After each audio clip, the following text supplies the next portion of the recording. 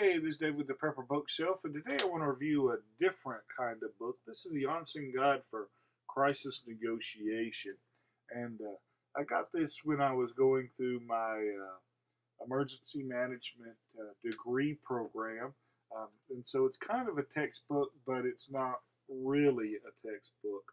Uh, Kind of a good introduction to the way that negotiators operate. Okay, um, several chapters in the book with a lot of good information.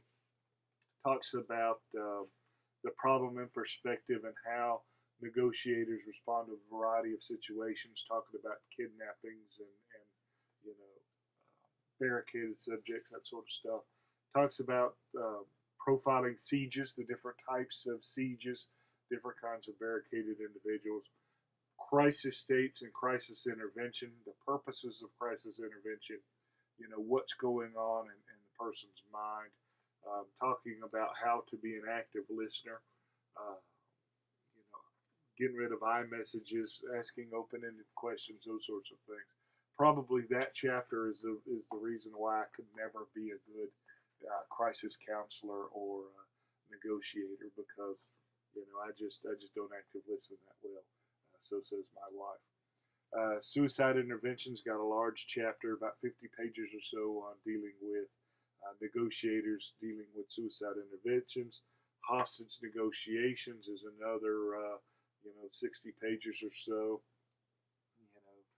Different types of hostage injuries, how to communicate, subject weaknesses, techniques for negotiation over the telephone, if you have to communicate face to face, how to manipulate anxiety, potential problem words to key in on, right? Medical problems, a lot of interesting concepts. It's got a shorter chapter, about 30 pages or so, on abnormal psychology for crisis negotiators. Then it's got a real good tactical section on dialogue and actions. Things that you do. Why that they cut the power. When they get on scene. Um, if it looks like it's a suicide, or if it's got a bunch of victims or hostages, or how to minimize damage, or how to keep a logbook, or what sort of things to avoid as far as subjects and topics and words. Um, got a chapter on what to do if the subject is inebriated or on drugs, right? How that changes the negotiation process.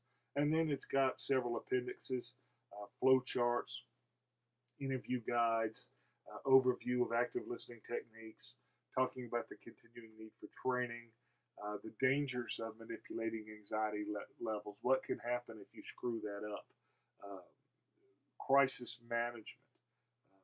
And then it's got an interesting section on the negotiator's view of the Ruby Ridge situation, which, a lot of prepper types are very familiar with Ruby Ridge, and it's interesting to hear the perspective of law enforcement that was there, which is definitely a lot different than the other side's perspective. And so this isn't really a how-to guide, that you can read this book and then all of a sudden be qualified as a hostage negotiator. It's a lot larger process than this, but this is a very good starting point. And even if you're not into law enforcement, even if you don't want to be a hostage negotiator, it's very telling, looking at the process and how it works, and the thought process behind it. And I really think that it's worth looking at, right? So anyway, there we go, and I appreciate you listening. Until next time, you can always catch me online, www.prepperbookshelf.com.